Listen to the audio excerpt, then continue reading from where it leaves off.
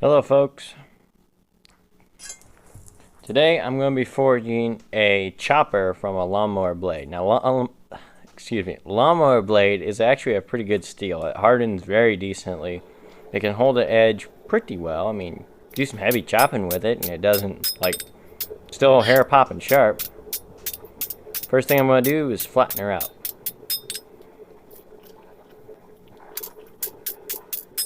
Now I'm just going to tell you right now, nothing went right in this knife. Everything was against me. I don't know why. It was just not my knife making day at all. It was terrible.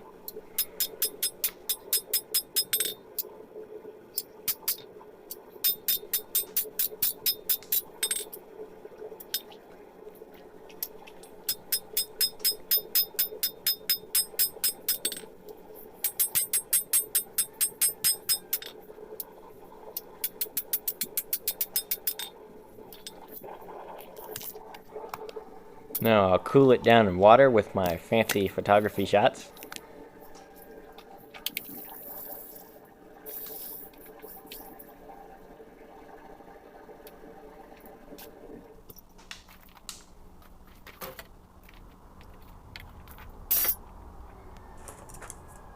Now I drew out this knife design of a chopper that I want my knife to be looking like. Now I'm not going to have that super fancy handle right there. That was just an idea, but I'm not good enough to be doing anything that kind of fancy. But what I'm going to do is I'm going to cut out this pattern of a knife that I drawed out, and I'm going to put it over top of the lawnmower blade and then trace it out with a marker, and then I'll cut it out with the angle grinder. Yeah, it's one of my old hand forged blades.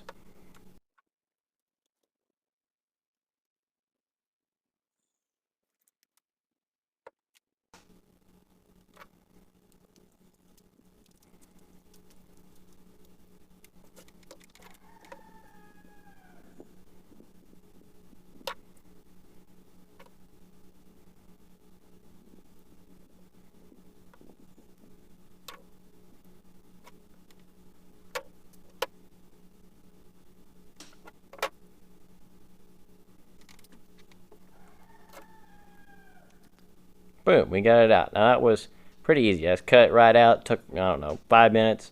It feels really good right at the moment. I'm really excited about this knife. So now I'm going to take it and bevel it, because I'm not going to grind that down. Some of you might, but I don't have a belt grinder. I got a disc grinder, and it takes forever because it's like a 50 grit, and it's not like 36 or 20 or anything like that, so it takes a long time of grinding. And I'm not very good at grinding, I'll admit it.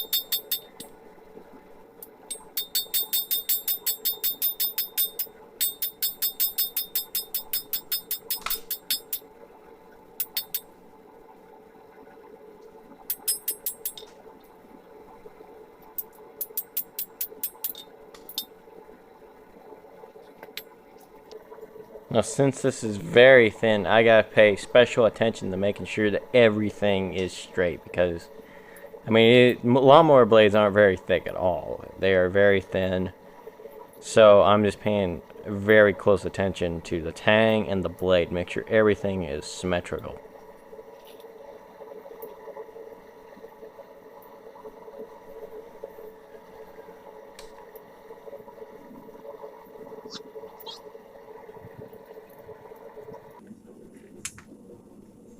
We'll do some final touch-ups.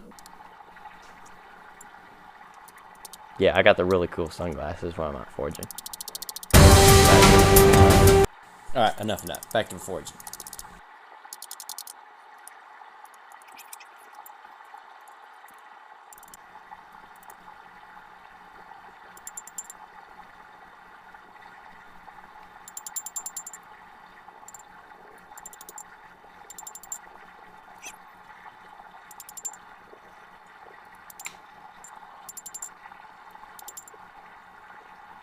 I was originally going to make this a forged finish, but then I decided not to. I thought I would try my best to straighten everything else. Straighten everything out, make it nice, but that didn't work. Okay, quenching. I'm going to get on this right now.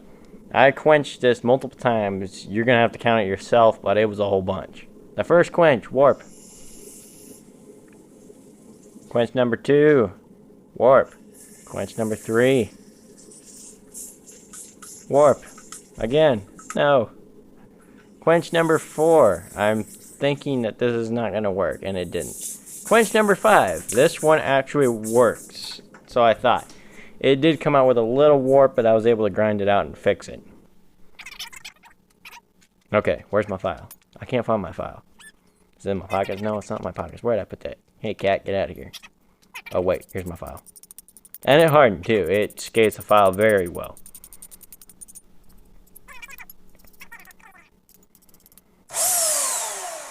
Now, I'm going to put it on the belt sander and see if I can clean this up a little bit, and it really doesn't do a very good job. So I actually take this over to the angle grinder, and I just whack off all the oxides and pits.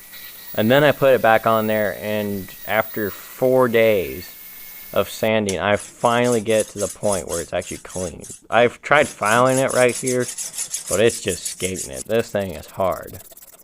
I should have done this first before I quenched it, but I was just worried about it getting too thin after working it down. So I didn't even bother. If you wanted to make a good chopper, you would have to make it out of some flat stock. Bar stock. So I'm back here, sanding it down, getting it all polished up. I didn't even film most of it just because it was very long and boring. I must have spent about 6 hours, 5 hours sanding it.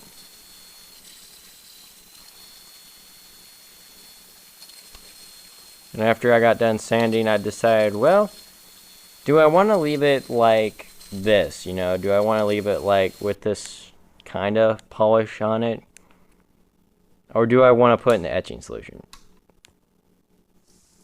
That's right, I decided to put it inside my etching solution. And the way it came out was not what I was expecting at all. It came out with this like oil splattered pattern, which is kind of cool. I mean, it's not what I wanted, but hey. I'm right over here, drill press. Sorry about the grade of this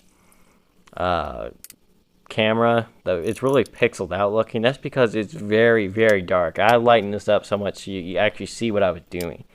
It's just so dark in the corner where the drill press is. So I'm just going to drill 2 holes for the tang, for the handles. This was actually like one of the easiest parts. Everything else was disastrous.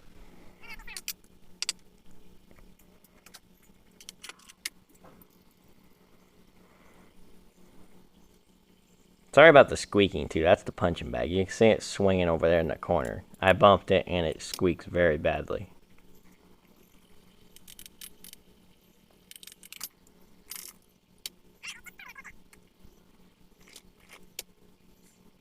Alright, we got our holes in for our copper pins. Here's my handle material. It's some kind of burl. I couldn't tell you what kind of burl it was just because I don't know.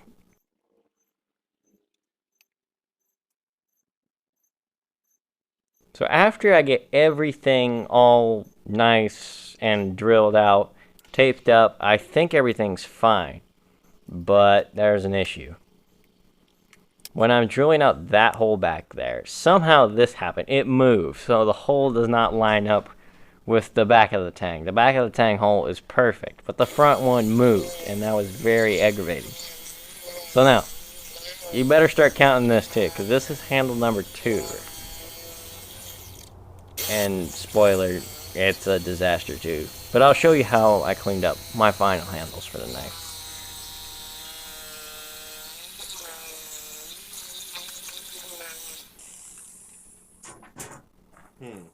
Alright, judo time. Oh yeah. There we go. Chuck Norris got nothing on me. Okay, we're back to the sander. Now we're going to sand down these plates. That of course don't work, spoiler. But this is the process I use, like I said, on the last handle plates that actually do work. I'm going to sand them down flat, making sure they fit correctly, put in the holes, and move on from there.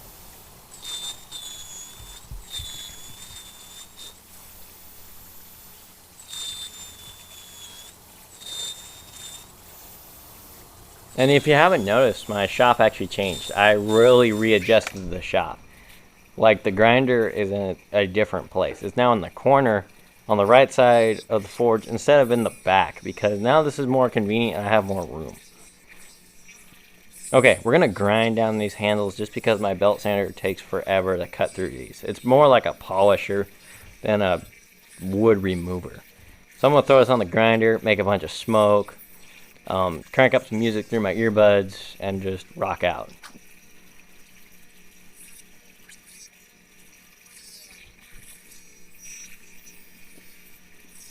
Yeah, get in the groove right there. Oh yeah, there we go. In the groove.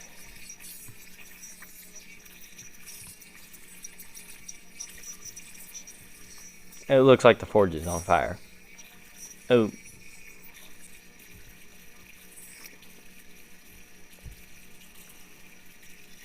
Ah, my handle broke, yeah. Okay, this is the last handle. I went through 3 handles. This is handle number 4, and this one worked. I got to thinking, should I put a burl on here? And I decided not to. How cool would a lawnmower blade chopper be with 2x4 handles? So that's what it has on this. I'm just going to coat it with some 2x4 end sealer, and we'll see how it looks. I mean, that's pretty cool. I mean, it is beefy and nasty and just crude overall, but it chops very well. And I still have the numbers from the original mower blade. I think that's so cool. I put a small pattern on the top of the blade just for looks, you know. I've never really done that before, so that was kind of fun. Anyway, thanks for watching. You all have a great one. And stay tuned to listen to me serenading you.